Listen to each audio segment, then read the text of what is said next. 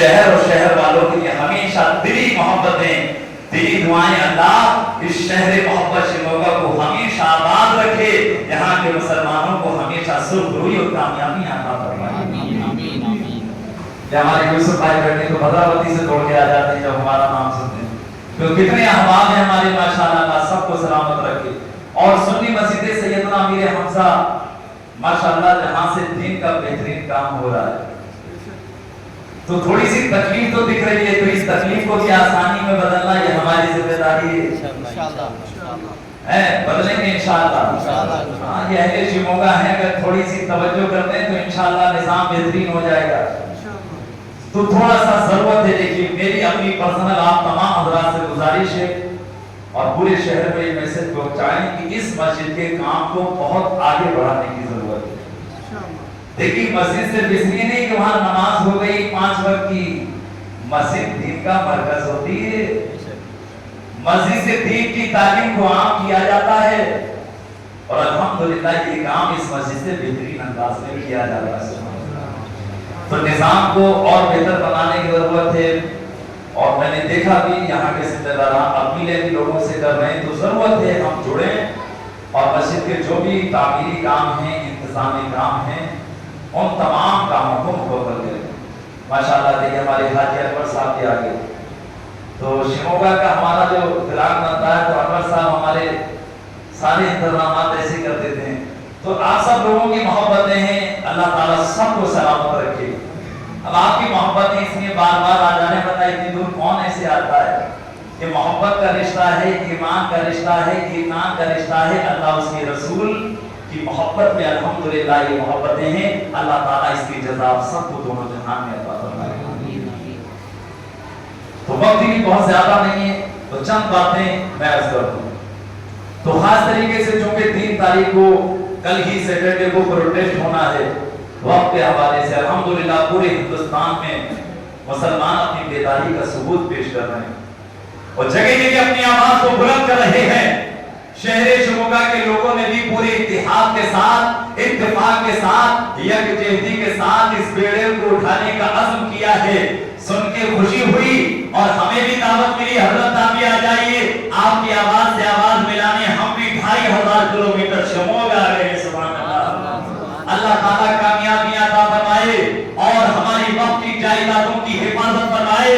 یہ مساجد ہماری شان ہیں، یہ مدرسے ہمارا سرمایہ ہیں، یہ قبرستان ہماری جائیدادیں ہیں، یہ وہ جگہ ہیں جہاں ہمارے بزرگوں کی قبریں ہیں، ان سب کی حفاظت ہماری ذمہ داری۔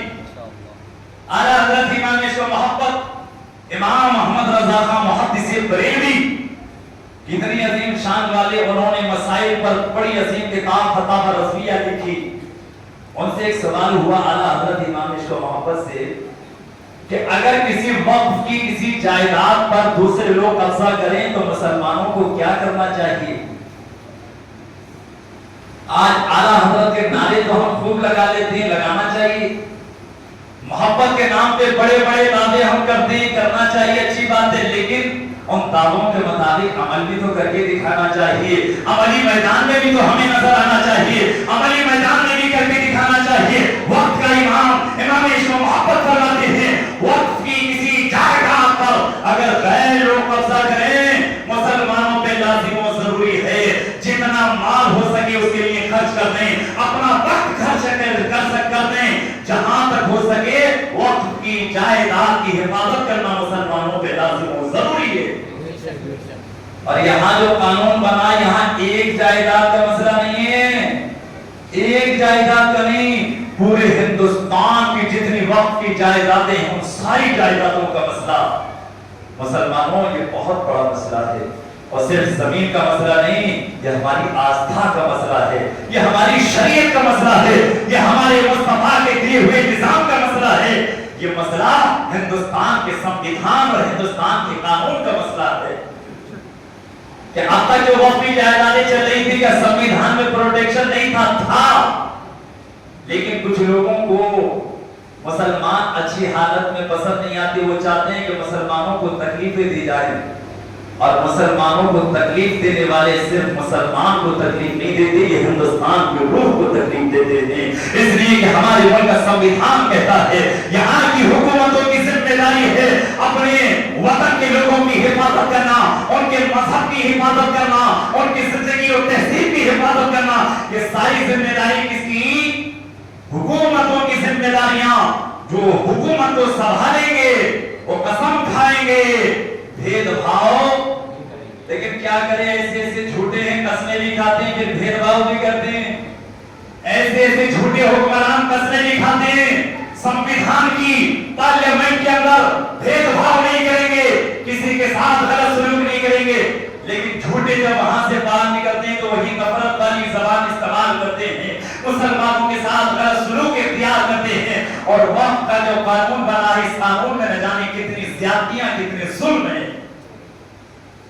اب وہ ساری تفصیلات کا وقت نہیں، آپ وکلا سے پوچھئے جو مشہور وکلا ایک ایک پوائنٹ بتائیں گے کہ کس طرح یہ قانون ہندوستان کے سنویدھان کے خلاف، آرٹیکل 14 کے خلاف، آرٹیکل 15 کے خلاف، آرٹیکل 25 کے خلاف، آرٹیکل 26 کے خلاف، نہ جانے کتنے آرٹیکل، اور ہمارے سنویدھان میں جو بنیادی حقوق دیے جسے فنڈامنٹل رائٹس کہا جاتا ہے، ان بنیادی حقوق کے خلاف یہ وقت کا قانون۔ تو وقت کے قانون کی مخالفت کرنے والے ہندوستان کی مخالفت نہیں ہیں کرنے والے، بلکہ ہندوستان کی تائید کرنے والے اور ہندوستان کے سنویدھان کی بات کرنے والے۔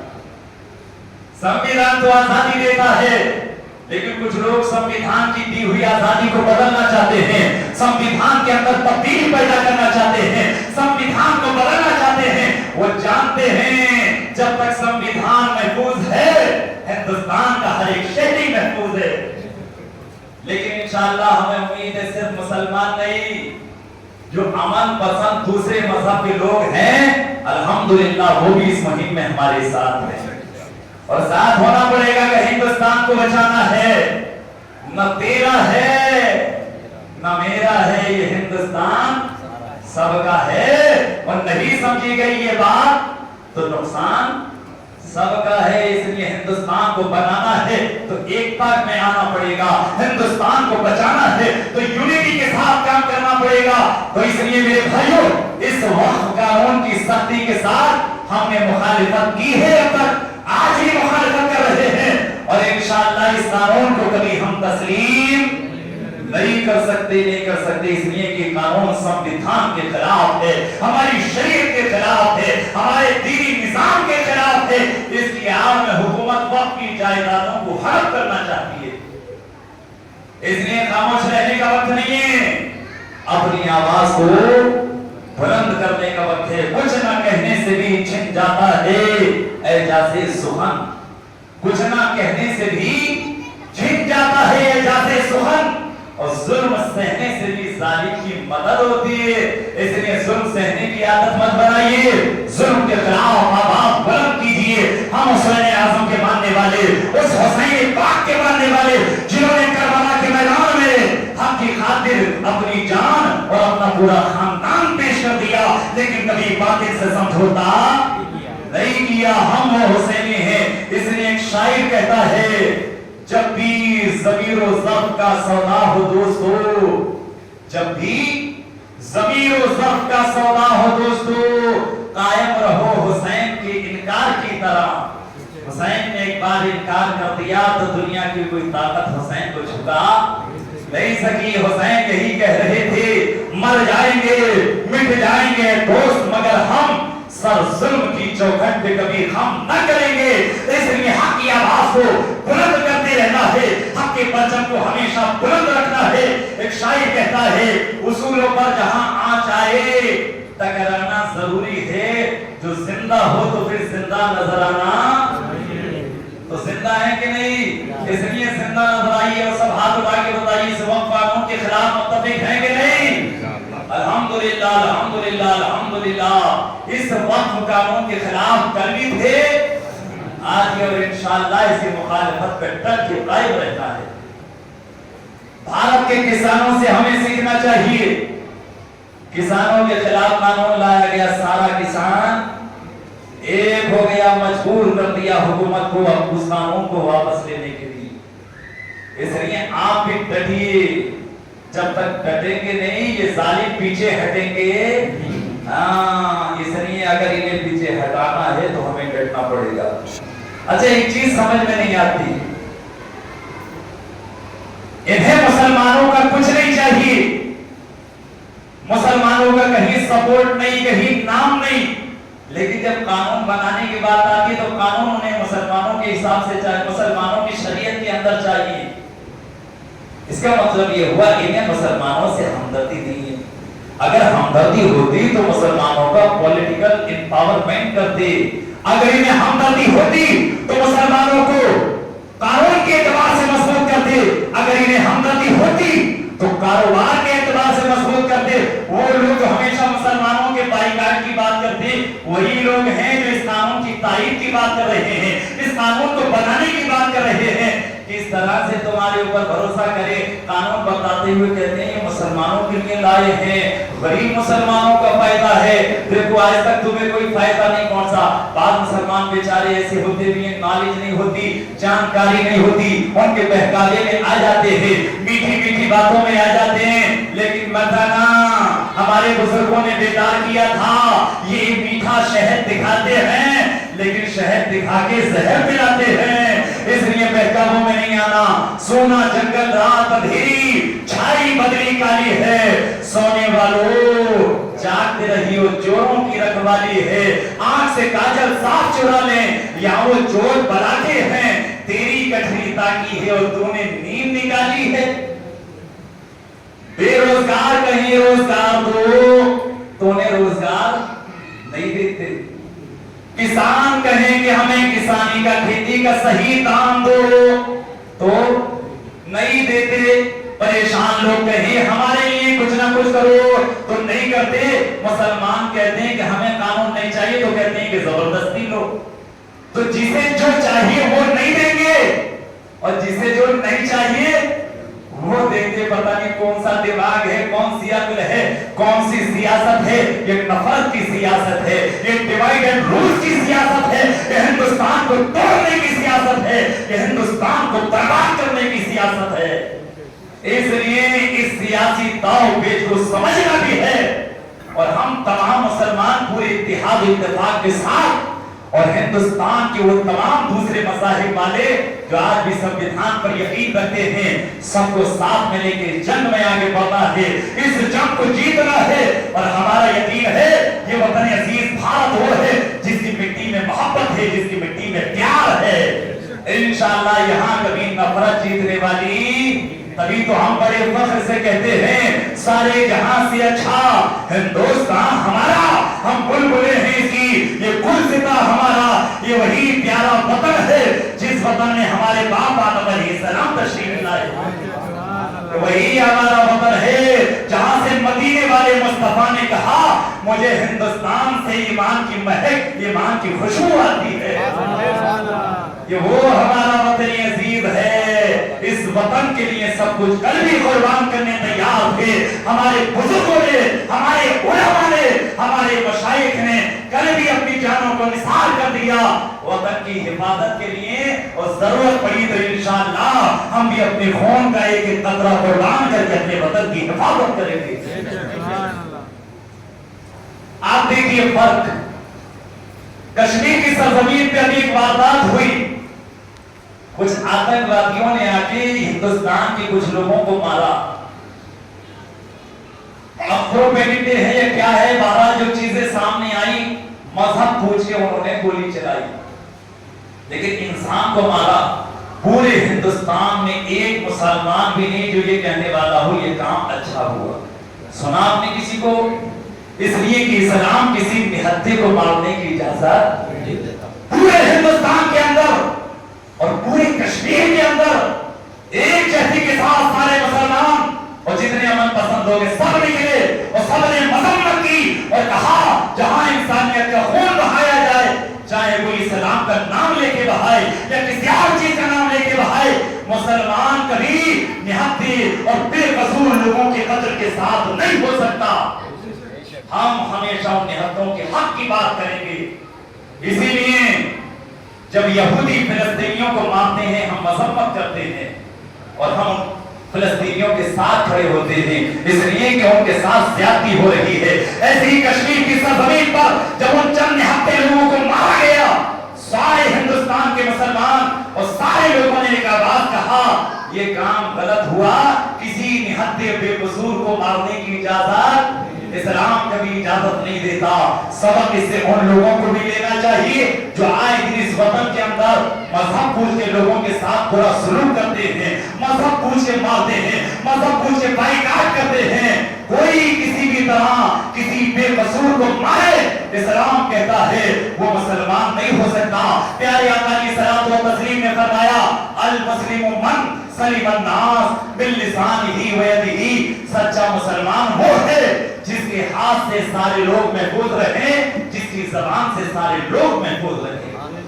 یہ ہے میرے بھائیو اسلام, یہ ہے اسلام کی تعلیم. اس لیے ہم کہتے ہیں غیر کو اخلاق سے اپنا بنانا سیکھ لو, رنج و غم کے سائے میں بھی مسکرانا سیکھ لو. دیکھنا دنیا جھکے گی خود تمہارے سامنے, تم خدا کے سامنے سر کو جھکانا سیکھ لو. تو حسینی ہیں, حسین اعظم کے راستے پہ چلیں گے. حسین نے بھی کبھی باطل سے سمجھوتا نہیں کیا, انشاءاللہ ہم حسینی بھی کبھی باطل سے سمجھوتا. تو پروٹیسٹ میں حصہ لیں گے کہ انشاءاللہ ہاں بھرپور طریقے سے پروٹیسٹ میں بھی حصہ لیجیے اور اپنے طریقے سے بھی جو جو کوشش آپ سے ہو سکتی ہے اپنی وقت کی جائیدادوں کو بچانے کے لیے ہر کوشش ہمارے اوپر لازم ہے. میں نے جس کیا نا اعلیٰ حضرت سے پوچھا گیا وقت کی جائیدادیں خطرے میں ہوں تو کیا کریں, کہا سارے مسلمانوں پہ لازم ہے مال بھی خرچ کریں اپنا وقت بھی خرچ کریں.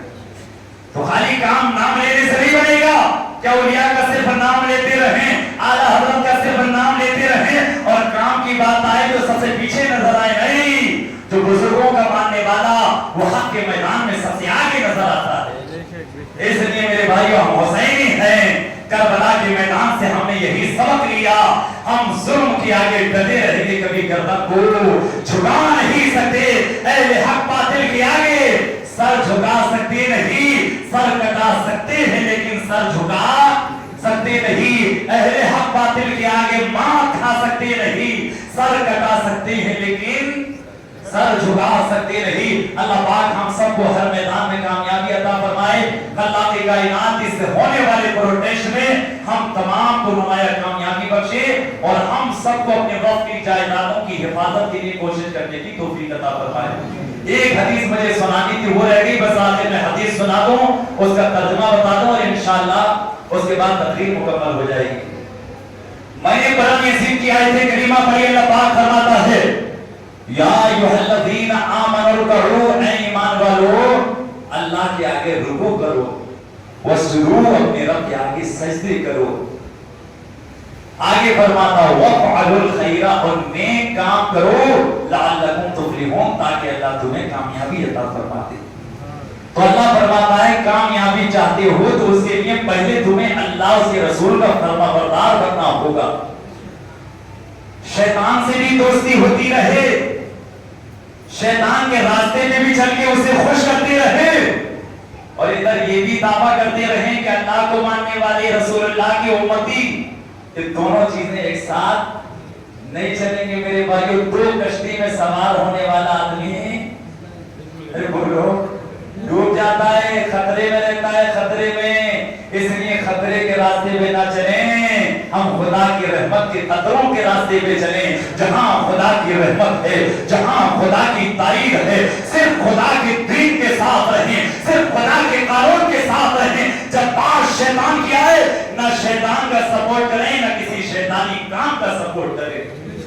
ایک شاعر کہتا ہے عشق اللہ سے بھی اور شیطان سے یارانہ بھی, یہ بتا کس سے محبت کا صلہ مانگے گا, سجدہ خالق کو بھی اور ابلیس سے یارانہ بھی. حشر میں کس سے محبت کی جزا مانگے گا, حشر میں کس سے عقیدت کا صلہ مانگے گا.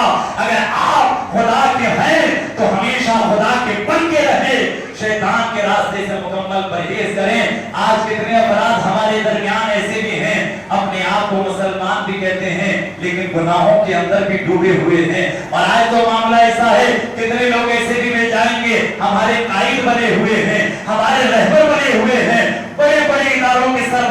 हुए हैं, लेकिन कैरेक्टर और किरदार देखो तो बिल्कुल काला है कि नहीं हकीकतें। तो जब तक ऐसे काले कैरेक्टर और किरदार वाले लोग हमारे कायद और रहनुमा होंगे, कभी हमें कामयाबी नहीं मिलने वाली। मेरे भाइयों, सलाहुद्दीन अय्यूबी हमारे रहबर हैं, मोहम्मद बिन कासिम हमारे रहबर हैं। सलाहुद्दीन अय्यूबी जिनके किरदार पाक थे, जिनकी गुफ्तार पाक थी, जिनका कैरेक्टर आला था, इसलिए जिस मैदान में पड़े और उनके पीछे चली खुदा ने कामयाबी अता फरमाती है। हुसैन हमारे रहबर हैं, इमाम हसन हमारे रहबर हैं, शहीद करबला और करबला के सारे जानिसार हमारे कायद हैं। हजरत अबू बकर सिद्दीक हमारे कायद हैं, उमर फारूक हमारे कायद हैं, उस्मान ज़ुन्नुरैन हमारे कायद हैं, हैदर कर्रार मौला अली मुश्किल कुशा हमारे कायद हैं। अब जो इनके रास्ते में चलने वाला होगा वही इस कौम की सही क़यादत कर सकता है। तो नाम तो इनका ले लेकिन काम यजीद का करे, नाम तो इनका ले लेकिन काम इब्ने ज़ियाद का करे, नाम तो इनका ले लेकिन काम मुनाफिकों और गद्दारों का करे। ऐसे लोग कभी भी कौम को कामयाबी नहीं दिलाएंगे, वो खुद भी डूबे हैं और कौम को भी लेके डूबने वाले हैं। अल्लाह इसे झूठे और बेकार कायदों से हमारी कौम की हिफाजत फरमाए।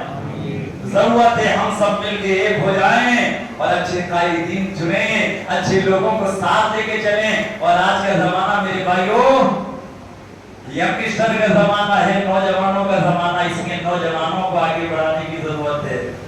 ये नौजवान हमारा सरमाया है, बुजुर्ग भी हैं, उनकी रहनुमाई जरूरी। ऐसा भी नहीं कि नौजवान सोचे कि बुजुर्गों की जरूरत नहीं, इन बुजुर्गों के तजर्बे और मशवरे बहुत काम आते हैं। हुजूर हाफिज मिल्लत फरमाते थे, जिन्होंने अल जामियतुल अशरफिया जैसी अजीम तर्जगाह कायम की, आप फरमाते थे नए तजर्बे करने से बेहतर है, नए तजर्बे करके वक्त को बर्बाद करने से बेहतर है जो तजर्बे कर चुके हैं बुजुर्गों के तजर्बों से फायदे उठाओ। तो क़यादत नौजवानों को जरूर मिले, लेकिन नौजवान बुजुर्गों की सरपरस्ती में काम करें।